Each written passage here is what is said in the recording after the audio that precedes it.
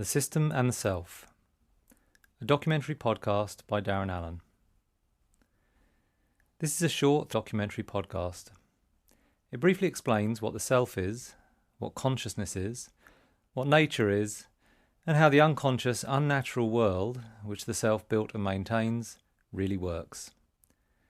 Because it is brief, some sections may raise more questions than they answer. These are all addressed in the books upon which this documentary is based: 33 Myths of the System, Self and Unself, the Apocalypedia, and Ad Radicem. You can find more information on my website, www.expressiveegg.org, which also goes into more detail on the various subjects mentioned here. Introduction. Where am I? Where I am, there is no nature, except for a few spots of carefully curated greenery. Certainly there is nothing that could be called wild. There are no children. The streets are empty. If you see a child, an adult is carefully marshalling it from one high-tech room to another. Nothing is really being done here. Nothing is being made. All the objects that people use are made in large factories far away in China. Nobody here can make anything. Very few people can do anything useful at all. There is very little socialization. Everyone interacts with each other and with the world through their screens, which most people spend most of their time staring at. Most human behaviour here is low in subtlety and complexity. Conversations are usually rudimentary. Mating rituals are particularly crude.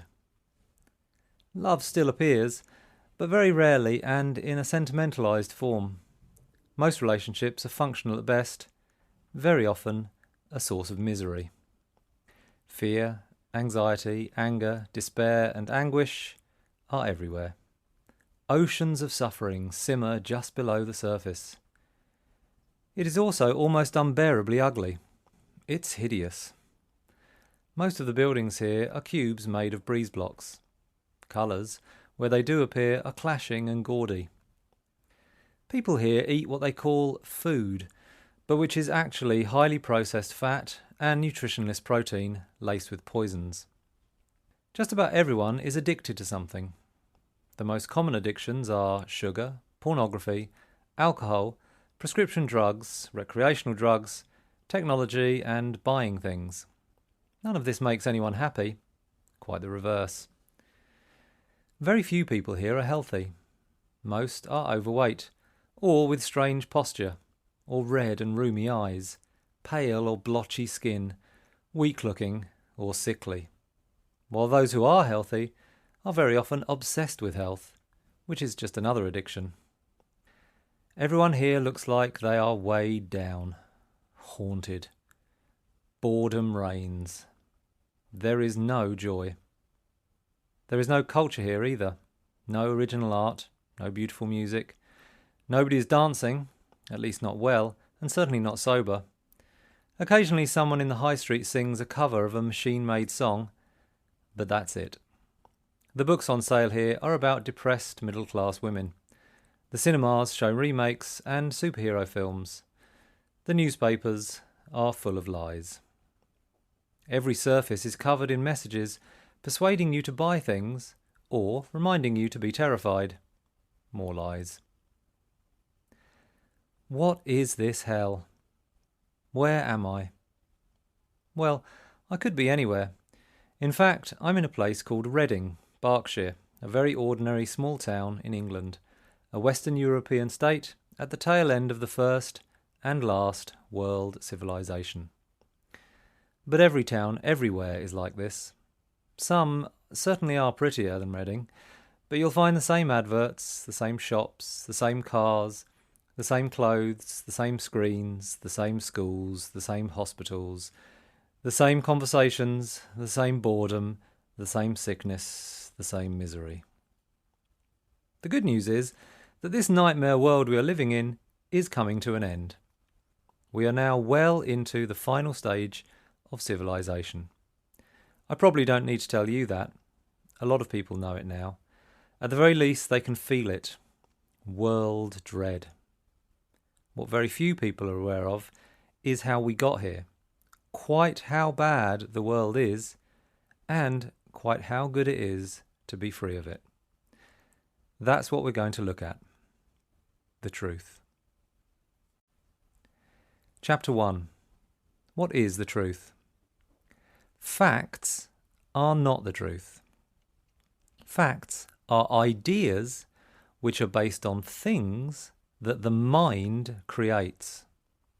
Colour, sound, sensation, hardness and smell are all things that the mind creates and then turns into facts. The sound of my voice, for example, is for you a factual experience that your mind produces for you by interpreting stimulated nerves in your ears. Obviously, what you are hearing is based on something real. Obviously, facts exist. Only mad people believe they don't.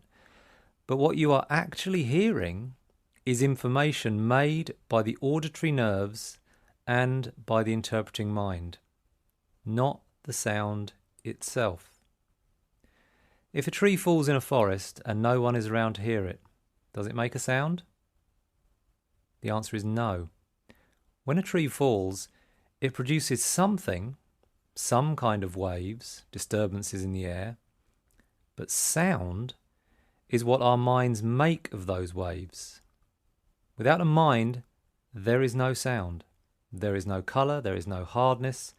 There are no properties such as we experience them. If this sounds a little strange, it gets much stranger. It's not just colour and sound and hardness and so on that the mind makes for us, but time and space are also creations of the mind. I've got an onion in one hand and a candle in the other. I experience these things as two separate objects. The onion is separate from the candle, with a past and a future. They existed yesterday, and they will exist tomorrow. But these facts, the separateness of things, we can call that literality, and the fact that they have a past that caused them, we can call that causality, are also presented to me by the mind. Again, as with the sound of my voice, there is obviously something factually separate about the onion, and it obviously was literally caused by something which factually existed yesterday. That's why, no matter how fanciful or magical or marvellous someone's beliefs are, nobody ever acts as if we live in a world in which onions can turn into candles, or can fly off of plates and pass through walls.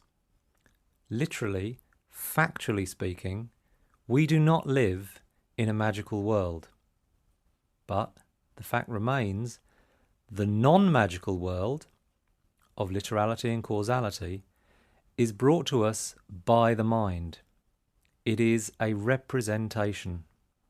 The mind, in other words, can only experience its own projections. It's as if we're sitting in a cinema watching a film of our lives.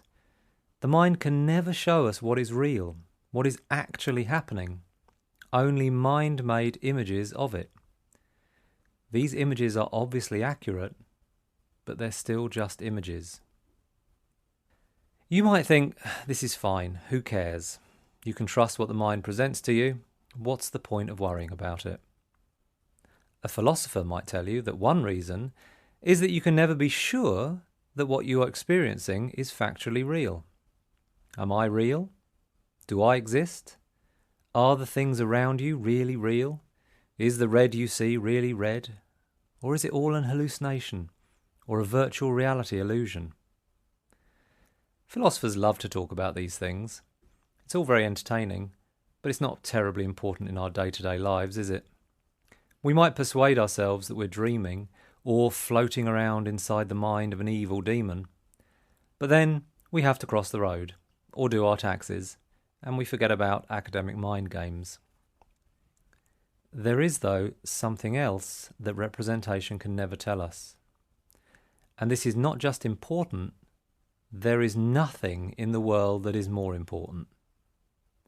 What am I talking about?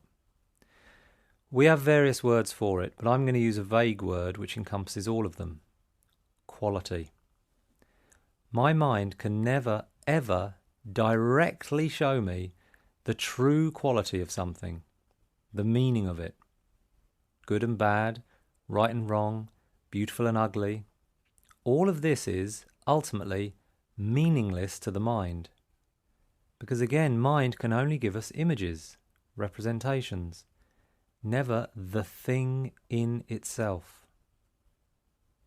Take me again. What am I, really? Or what is any object? I'm looking out of my window at a tree. What is that? What is a tree, truly? This is not an academic game. We're talking about reality here. Do you know what reality is? Can you know? Because if you can't, you're in deep shit.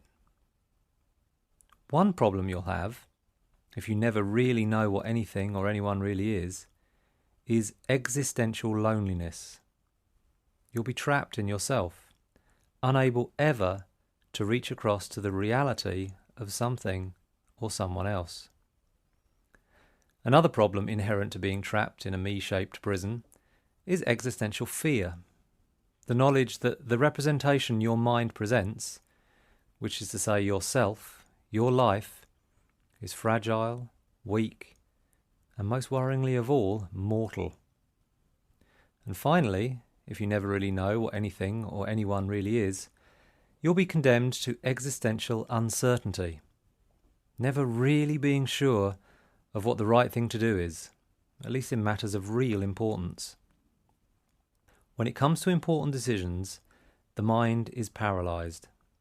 When it does act, it always makes the wrong decisions or it says the wrong things, because it never really knows what is right or good or true, quality. It can only go by its factual images. For the mind, for example, the beauty of the tree comes down to its factual value, how much money it's worth, or its factual utility, what I can do with it, or down to its factual reputation, that other people say it is good, or down to some kind of factual sensory pleasure. It feels factually nice to sit in the shade or look at the pretty colours. There's not necessarily anything wrong with any of that, but if that's all there is, mind will completely miss what is important. It will miss the astonishing truth of the tree in itself, and then make terrible decisions about it. You may have noticed this, that minds by themselves are always making terrible decisions. This is because the mind, by itself, misses the astonishing truth of everything, because all it can see is representations of things. It cannot see things as they really are in themselves, the mystery of them, just images, symbols, ideas, reflections, words, projections. So how can I ever really know what anything is? I can be confident about facts, but how can I be confident about the essential quality or meaning of things? Is it all just in the mind? Many people today would say that it was, that truth and beauty and so on are all subjective. There is, however, something that we can experience directly, without having to go through representation. One thing, and only one thing in the entire universe that we have inward access to. And that is consciousness. Chapter 2. What is consciousness? This question is one of the great mysteries of science and philosophy. Minds have been thinking about it for thousands of years, but they haven't got one step closer to the truth of it. This is because consciousness, ultimately, is not a fact. All the facts in the world tell us nothing about the quality of conscious experience. The only thing that can tell us about consciousness, the quality of it, is our own, my own, your own conscious experience. What this means is, if you don't know what consciousness is, it's because you're not conscious. It's as simple as that. You can be the cleverest scientist in the world with all the world's knowledge at your fingertips, but if you're not conscious, all you've got is facts. Many scientists believe that that's enough. There's no objective evidence for the existence of consciousness, and we don't need it to objectively explain the universe, because everything seems to work fine without it. So how do we know that consciousness even exists? We know because we are conscious. I am conscious, and so are you. This is the only indisputable evidence we've got for the existence of consciousness, that we are conscious. There's no way to prove it. It exists entirely outside of a scientific process. You just are conscious, aren't you? What's more, consciousness, your conscious experience of being here in this room, listening to these words, on this particular day, has a quality to it. Doesn't it? Many people are so used to going through their factual minds to reach reality, so used to ignoring the simple, primal truth of consciousness, that they have no experience of consciousness or of the quality of conscious experience. For most people, the uniqueness of the moment is, at best, a vague, fleeting impression, sandwiched between all their other worries and cares, between all the practical things that they have to do every day. Usually, it doesn't appear at all. This doesn't mean that most people are missing out on a nice feeling or a positive assessment of what's going on. It means they are missing out on everything that is valuable in life. First of all, they miss the mystery of life. Although it is indisputably true, factually, that the onion is a separate thing, separate from me, when I consciously experience it, this fact of separateness somehow breaks down, and I get a qualitative sense of the inwardness of the onion. We normally call this mysterious experience of sensing or being from within love. Secondly, they miss their individuality. Just as the quality of every moment is unique, so conscious experience of the moment, which forms and informs the self, is also unique. Although I share my form with similar forms, although, for example, I share my language and my culture with other English people, I am, in essence, completely unlike them. We all know this deep in our hearts, that we are unique, and yet we think, speak, act and feel just like everyone else. Somehow we automatically get absorbed into the unconscious mass.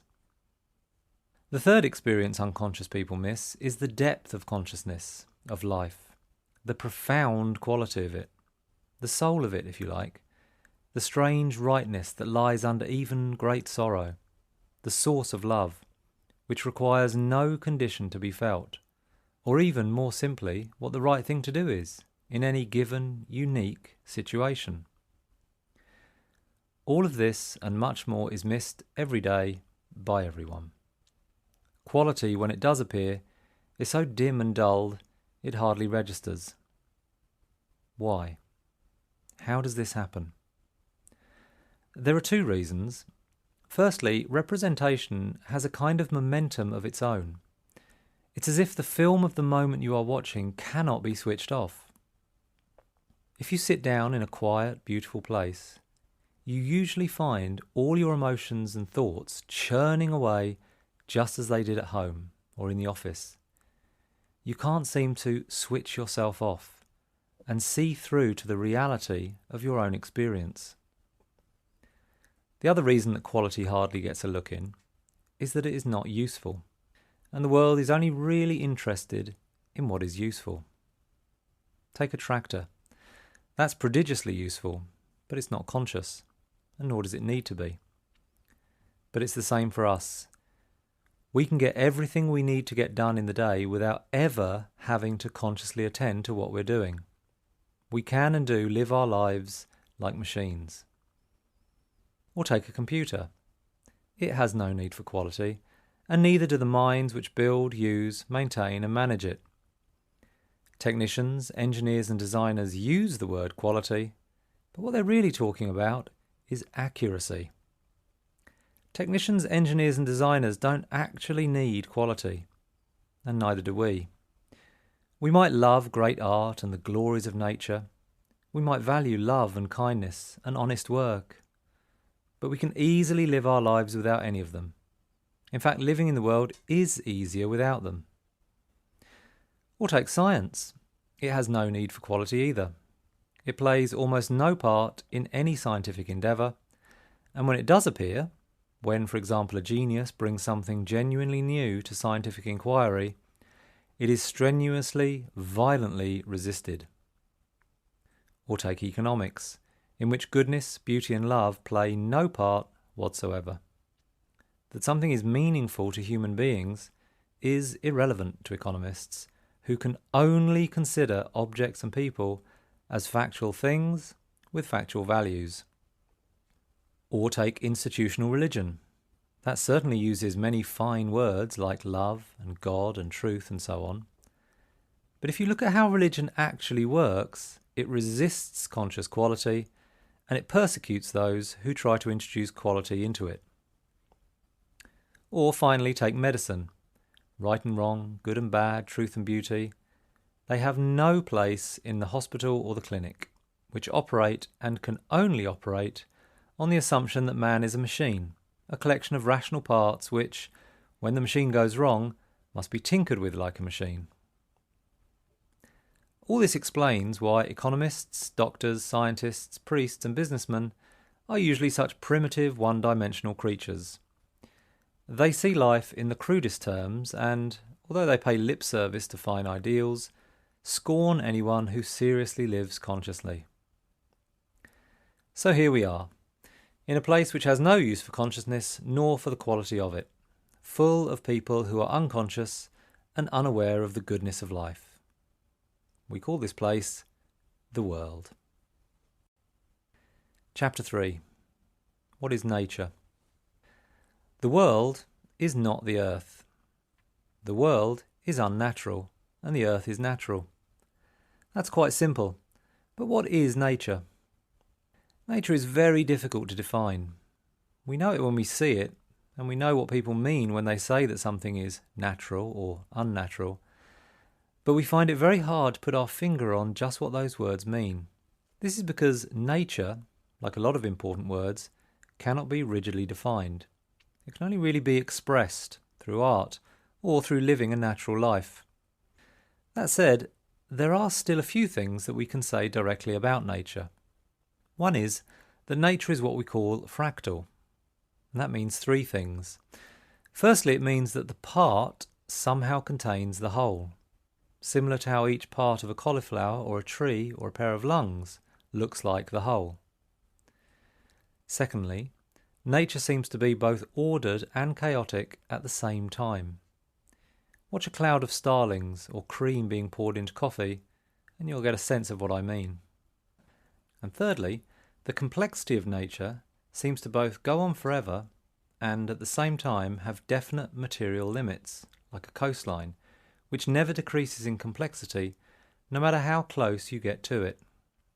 To put all this another way, nature, like consciousness, is paradoxical. It seems to be both one thing and, at the same time, another thing.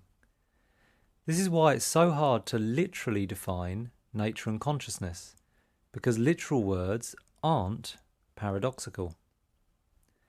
The literal word onion literally means onion, and that's it. And that seems to be the case with reality. A table is a table. Things are themselves.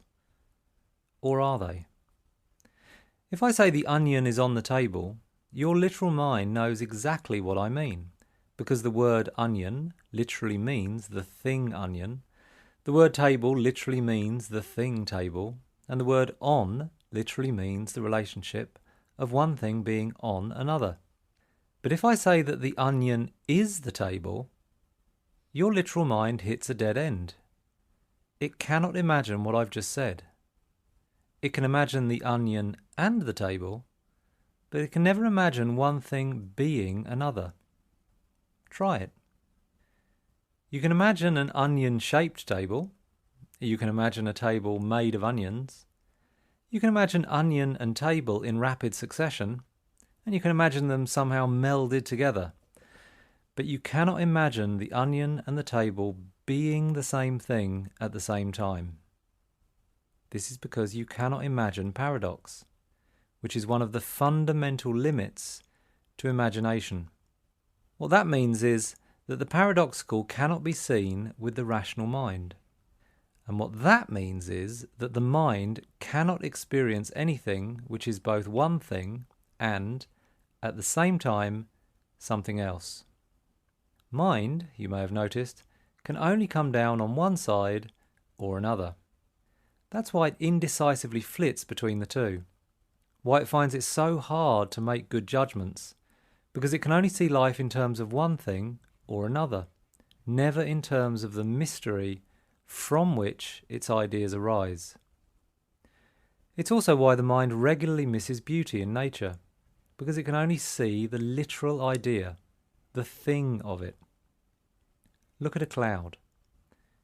It is a literal thing. It can be literally studied. It has a literal name, cloud, and a literal symbol that represents it. It's very normal. It's literally a cloud. But it is also something non-literal, something strange to the mind. There is something unthing-like about it, something paradoxical. It is both complex and simple, both chaotic and ordered, both defined and unbounded. More than this, it has a quality to it, a meaning, which the mind may express somehow, through art, but it can never quite grasp, like it can grasp 2 + 2 = 4. We don't normally think about natural things like this. We don't normally think about them at all. That's one reason why we love them. But the strange paradox and meaningful quality of natural things is what makes you say, when you really see a cloud, or a tree, or the ocean, or an onion, ah, beautiful. You start to feel a sense of deep beauty when you're in nature. I'm not talking about a stroll in the park or a holiday to a campsite. I mean when you spend extended time in the wild, or when wildness touches you. After a while of being in a wild place, you find you think less, because there's less here to think about. Some people love this. Some people adore nature for that reason. Others find it most disturbing. They spend so much time literally thinking that when the source of all their literal thoughts is absent, when the world is absent, when they can take nothing of the world into the wild, they go out of their minds. Have you ever gone out of your mind? For many people, it is a most unpleasant experience, because they are their minds. Absent of thought for the mind is death. That's why the mind constantly thinks and worries, and why it constantly stimulates emotion, excitement, anger, depression, anything, in order to keep the momentum of thought going. The mind, in other words, will do whatever it can to keep nature out. It will even build a world. And that is the unnatural world we live in.